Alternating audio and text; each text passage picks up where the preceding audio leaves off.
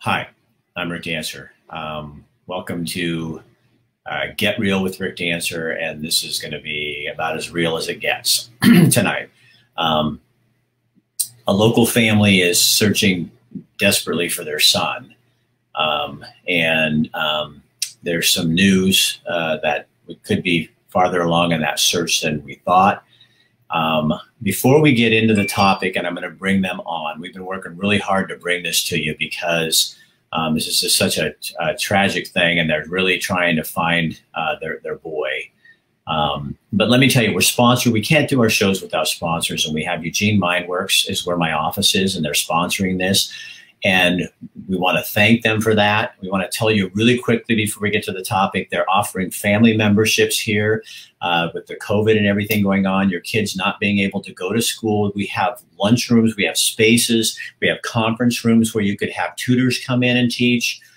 You can get desk space. If it's a place you're working at home and you just need to get away from home a little bit, we have desk space there. We have offices for rent. But really think about this. We're getting a lot of inquiries for kids and families who want their kids to be tutored with other kids. And we have different size conference rooms that you could use for that. So that's a really great option, especially going into the fall when, teaching at home sometimes it's not that easy. And here's a place that's close. We got parking and it's an easy way to take care of that. So again, we want to thank Aloma and Shaler for sponsoring this show. I told them what we were doing and they were excited to do that with us because this is important. So I'm going to bring our guests on here. Hi, Tina. Hi, Parrish will be right back. Parrish disappeared. That's Dad. So this is Tina, and there's Parrish right there. Sorry, Parrish, I was stalling a little bit, but then I just had to get there. Thanks, you guys, for coming on the show. We really appreciate you coming on. So tell me, Michael Bryson, right? Correct. How old is your son? 27. He's 27 years old. Tell me kind of what happened, what you know up to this point. We know that he was invited to a birthday party up in the woods, and he got there Monday afternoon, and it was a couple 3 or 4 day long party where they were all camping, and we got word Wednesday at 4 in the afternoon that Michael had not been seen since 4 in the morning. So you've been out there how many days looking for him? Today's day 6. 6. Day 6, yeah. And what has it been like seeing all the volunteers? You've had Tina, I'm sorry. You're gonna make me cry. You've had a lot of people helping you. The support has been overwhelming. When some friends of ours found out that I was sleeping in the car Wednesday night, Thursday, we had an RV show up. It was just ours to use no matter how long. Search and rescue showed up on Wednesday night, questioned people. And then Thursday morning when search and rescue came back out, they had probably 15 to 20 volunteers. We had put it on Facebook Wednesday as soon as we found out what was going on and told everyone to meet us there in the morning to assist with the search. And we probably had close to 60 to 80 volunteers of our own that showed up. And then Friday, we coordinated again with search and rescue. They had about the same. We ended up with close to 200 people. Now, this is up by Dorena Lake by, was it Hobo Campground? Correct. And yes. kind of near Wildwood Falls in that area, kind of for people that don't know. People are asking. Correct. And we searched basically from above Hobo Camp all the way down to the covered bridge where Row River and Shoreline View come together. We were able to cover that whole area on Friday with the amount of volunteers we had. And then Saturday, search and rescue had one boat on the lake. We had 2 boats on the lake, 2 paddle boards, and 2 kayakers on Dorena Lake, as well as ground search. And then Sunday, we started completely over again on the ground search from above Hobo all the way down as far as we could with the volunteers we had. So how much do you want to talk about in terms of, I know what I shouldn't talk about. There's some questions going on here. Somebody knows something, right? Correct. Yeah. I mean, yes. Michael didn't just walk off. No. He walked off. He walked off the bus where he was sleeping at 4 o'clock Wednesday morning. We have no idea if he went upriver, downriver, across the street to the other camp. Nobody can answer any questions whatsoever of the 60 kids that were there. And then there's been a lot of inconsistencies in the stories about what happened up to Michael disappearing at 4 o'clock in the morning. Somebody's asking, does he have any mental health issues, drinking, that kind of stuff that you want to talk about? You know, we're living every parent's nightmare right now. People that know Michael, he's got the biggest heart. He does not a stranger. He will help anybody. Yes, he does drink. Yes, he does smoke. And, you know, he's done other things in the past. I can't tell you what was there and what has transpired since, because like I said previously, we have had a ton of conflicting stories. So the sheriff's department got involved really quickly, which is so cool. Yeah. So do that. I kind of want to just, you're offering a $10,000 reward. So that, this just goes to show you how many people Michael has touched and how they feel about my son, or our son, excuse me. His friend group, the ones that he's known for quite a while, Cody and Anna especially, they've kind of spearheaded this part for us, and they came to us on the second day and said they had raised $5,000 for a reward. These are a bunch of kids. I then, by sharing that story, we had a private, a person who wants to remain anonymous, because it touched him so much, he said, I want to match that. Because, seriously? The majority of this has come from the kids. So 5,000 comes from the kids, and then somebody matched it? Correct. So what was Tina, you're his mom. So what is the coolest thing about Michael? Like, what is the thing that is like in your mind right now, you're just going, that brings that smile on your face. So what is that about him? His smile, Michael's smile, his eyes. Michael's got the biggest heart. Michael went on 2 mission trips to Africa, one to Liberia, one to Kenya before he was 19 years old. Michael loves everybody that he comes in contact with, and he doesn't expect anything in return. Can you guys show the picture? People are asking, they want to see the picture of him. He's a handsome dude. Just put it up there by the phone. He looks just like his dad. He looks just like his dad. I see a lot of mom in there. So that's him. He's 27. Bring it over a little bit towards Tina. Other way. A little bit more. Other way, towards Tina. Oh, sorry. There, right there. Stop. Okay, guys, so he's 180 pounds, 6 foot tall, hazel colored eyes, brown hair. So there's a number right there. You can call with information. $10,000 reward. Sorry, my train's going by. Yeah, people are going, okay, you can pull that down. So Tina, sorry. This here is the outfit that he had on. That's what he had on. And he had rainbow colored Crocs on. Correct. Yeah. So we already had a conversation that you can, if you don't want to answer something I ask you, you don't have to. Because I think what Parrish and I kind of talked about a little bit is a lot of us have people in our lives that struggle with drugs and alcohol. That's kind of what happens in life now. And it doesn't make us bad people. It just makes us people that get trapped in stuff. And we still have great value. And some of my best friends are former addicts, because I don't like to call people recovering, because once you recover, you're recovered. But Michael struggled with that. But that doesn't mean that's anyway. You know what I mean? I think that you can't go, oh, well, there you go, because you don't know.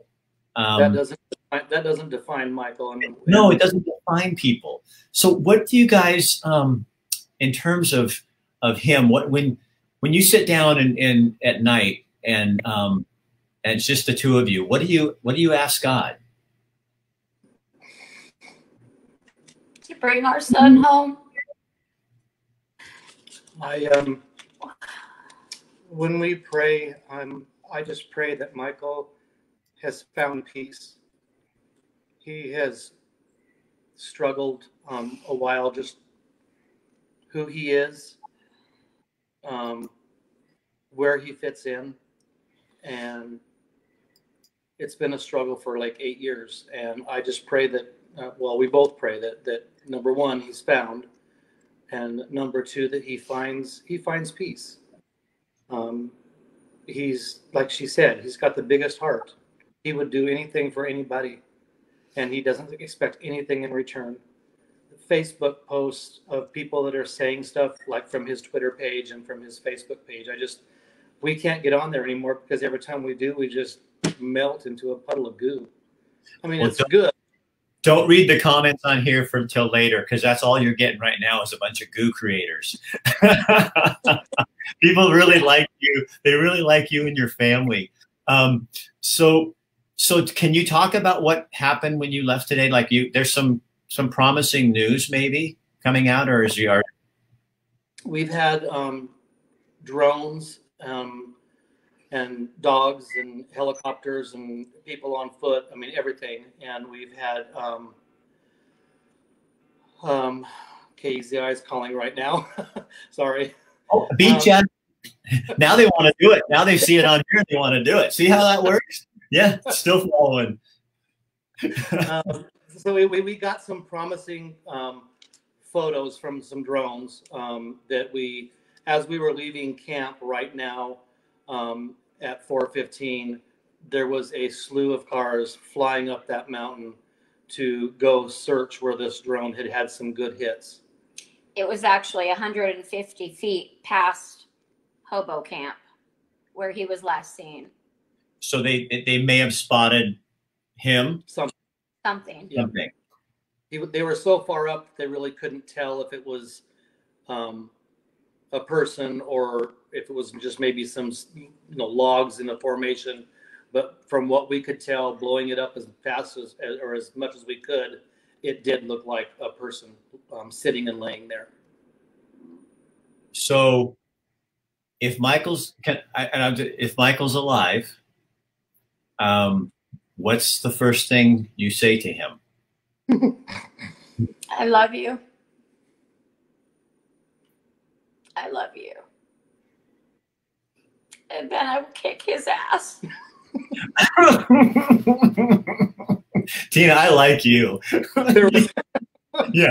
There is a long line of people that are going to be next in line. So, Tina, would you describe yourself as a mama bear? Yes. They're going to have to pull me out of the woods because I'm not leaving till I find my son. If he's not found alive, what is that better than you just need to know what's going on? You know what I mean? Yeah, yes, we need closure. That's just it. Yeah. I mean, and that's where I was going with the comment I made earlier, is that if we do not find Michael alive, if we find him physically not here,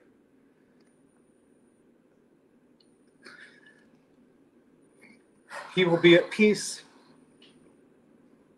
And that's all I want for either one of my children.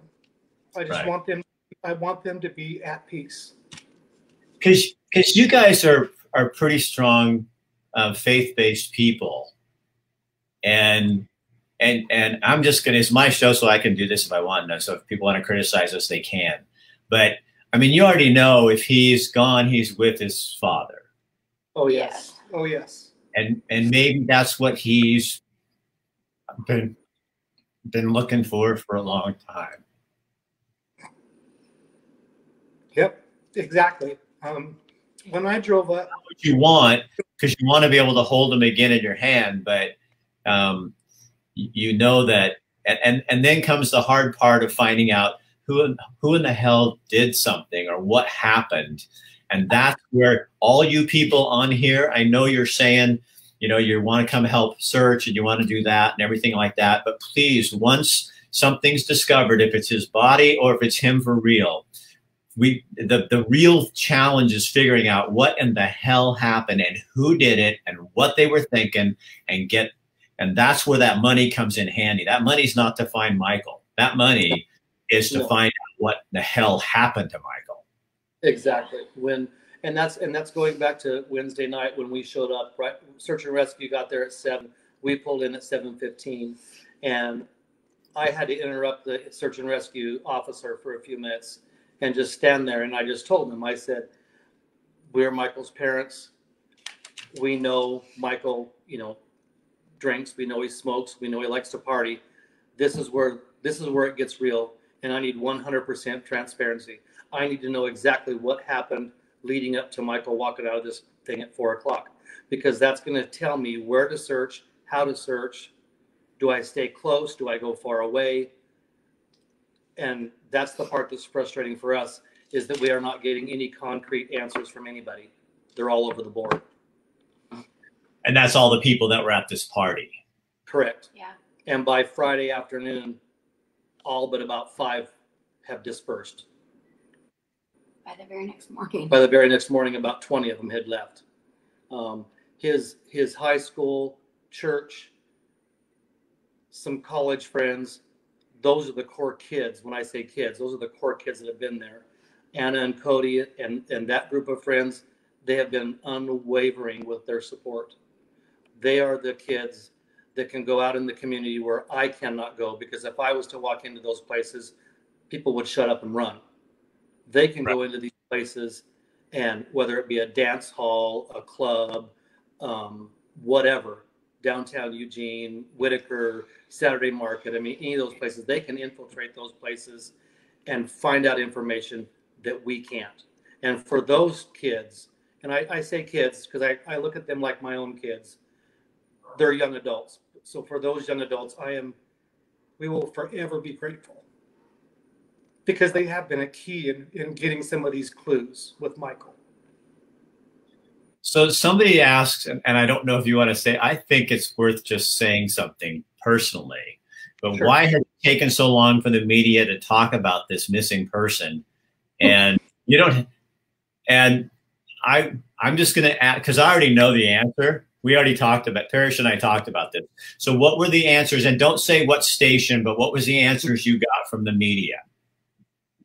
The answers I got from the media was, unless there was some form of sensationalized, or however you want to say it, graphic foul play or drugs or whatever else you might add that would make a quote unquote story, that this story concerning our missing son is going to take a back seat to the riots and the protests that are going on in our country right now and in our community. That was exactly what said to me. Okay, and I'm not just here. I know some people will take this the wrong way, like I'm trying to get back at them. But because you and I had this conversation, so this is knowledge I already had, which is part of the reason we're doing this. Although I decided a week ago we were going to do this, it's just taken that long because I have so many different clients in here. But as parents, how does that make you feel when you've got a missing kid, and what's going on with all this other stuff in the world that is negative? Here's something super positive, and you can't get the media on board to do something about this, to find this young man to do a story. That is just bullshit. Exactly. It is, and it's heartbreaking because I feel like we've wasted a lot of time. So I really like you guys. I think you're really good people.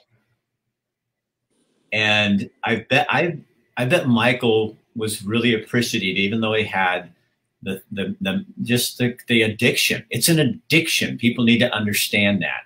I think he knew he had good parents, or has good parents, you know?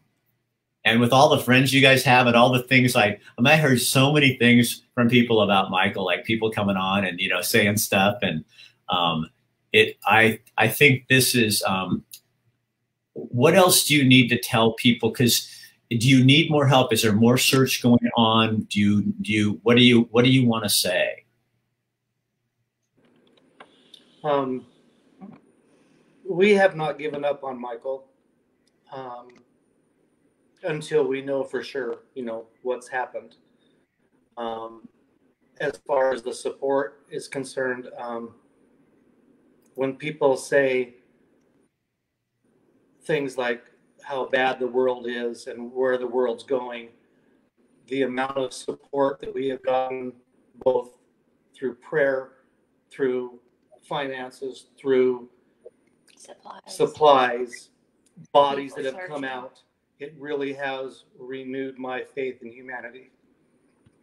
So you are my relief from COVID. No, you have no idea. I've been COVID for 6 days. This is like, last night I got to do this neighborhood that does the national anthem every night at 8:00. And my wife and I got in the truck and drove home, and we're going, oh my gosh, it feels so good to feel something positive. And this is a terrible situation. And it's not that Michael getting lost is a positive, but what's a positive, you guys, to me, is seeing the two of you together, struggling with this, but together. And then all of the friends that you have, this is what we are. This is what America is supposed to be. You're showing us, I think, that through this glimmer of darkness and everything, but I pray to God that he's alive and here, and I hope, that everything works out and stuff. But it's funny how God uses weird things to kind of break stuff for people. Exactly. You know what I mean? And it's not that that's why Michael is, if he's not here anymore with us here, we all know he's going to be doing better things than this. You know what I mean? Oh, yeah. But what a great thing you guys are, to know how much it must really hurt to love somebody that much, and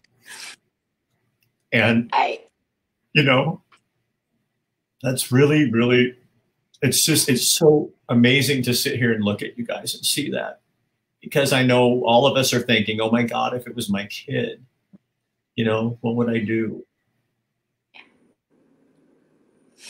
And I would tell people, I don't know what to do yet, other than just stay strong in your faith and in your spouse. When people offer any kind of help, don't be too proud to say no or yes, just accept it. And one thing I want to hit real quick on, and that is, don't forget the siblings. We have a daughter right now that's just crushed. Yeah. She is crushed. And it's you get so wrapped up in what's going on the here and now right in front of you that you got to remember everybody, and myself included. Throughout this whole search thing, my brother-in-law, Trent, who's EPD, has been by my side, helping me organize the search quadrants, where we're going to put people, how we're going to put people, making sure that they're safe, this whole thing that's going on. And it took me, shame on me, but it took me 2 days to realize I have to take a break every hour to hour and a half and go sit with my wife quietly for a few minutes and reconnect. Right. It took me 2 days to figure that out. Like I said, shame on me, but I was so busy in what I was doing to find our son that I forgot that I needed to be here for support as well. So Yeah. if anyone is going through this or has to go through this, please, please, please don't forget the people that are right beside you. Don't take them for granted. Yeah, because you guys, you're it's just hard on relationships because you know what I mean. I would guess that would just be, and you have to stay together, Yes. and keep that thing strong. Yeah. You guys are really cool people. You really are. Hey, No, I really like who you. I can. You can just tell about people like your soul is right. And I pray that whatever outcome happens here, whatever you discover over the next few days, that you just have God's grace to protect you and keep you. I don't know. When I had cancer, people would come up and say to me, I'm praying that you get healed. And I was kind of like, well, what if God doesn't want to heal me? And I want to do and they say, well, then what should I pray? And I said, that God's will would be done and I could accept it because there was nothing really more I could do. And it became one of those things where it was like, I just got to trust you that you know what you're doing. And it doesn't mean I like your decision. And it doesn't mean I'm not going to scream at you. And it doesn't mean I don't like, I'm not going to bitch about it because I like to bitch about a lot of things. But it was like that thing where his will be done and that I could find acceptance of that. And I'm not offering that as counsel. I'm just saying that's kind of how it worked for me. And far be it from me to ever try to tell anybody how to go through this. I just, but I do, I love what you're doing for the audience that I have, because I think you are doing something that you will not know for 10 years or so. The little things you put out in people's lives and they come back. Because even if Michael's not here on this place anymore, everything that he was about and all that stuff is still work right now. It's going out into people, into their lives. You know what I mean? It's like doing stuff. And it's like, he's probably impacting people now more than ever. And that's just crazy interesting, So Tina Hunt, love you. And I'm sorry. You're welcome. And thank you so much for being brave and doing this. And Parrish too. I really, you're a good man, and we need more people like you. All right, so relax. What do I know? I don't know anything, but I'm so sorry. We're gonna head back to the woods. We're heading back to the woods so we can. I kind of figured you would be, because I would probably be doing the same thing. And let us know what happens and what you find out, and then please, once Michael's back or whatever ends up with that, and we start looking for who the hell did this and what happened, we'll be involved in that too with you. You don't have to beg. And if I don't have a sponsor, I don't care. We'll be on that with you until whoever did what they did is put away. So we'll be hanging on that too, okay? So you just keep in contact with me, okay? And if you lose me, just get a hold of Matt. Matt knows how to get a hold of me. Matt McCarl, hyperbaric chamber, is related to them. It's like, God, everybody in this town is related somehow. All right, you guys, go back to the woods. Thank you for making time to come in and do that, okay? I got to do a couple things to get out of my show, and then we'll but go back later and read the comments when you don't feel like crying, because that's gotten me killed. All right, see you later. Thank you. You are so welcome. Very much. All right, you guys. All right, and we want to thank Eugene Mindworks.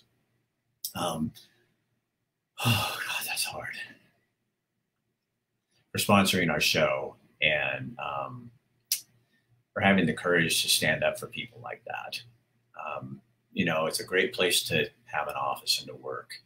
And I feel completely safe here, and I love being here. And that I can just write at Loma and Shaler and say, hey, would you guys want to sponsor this? And I would have done it anyway, but they saw the value in that too.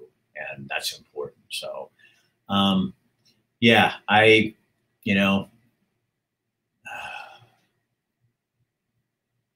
share this on your page. Let people see it.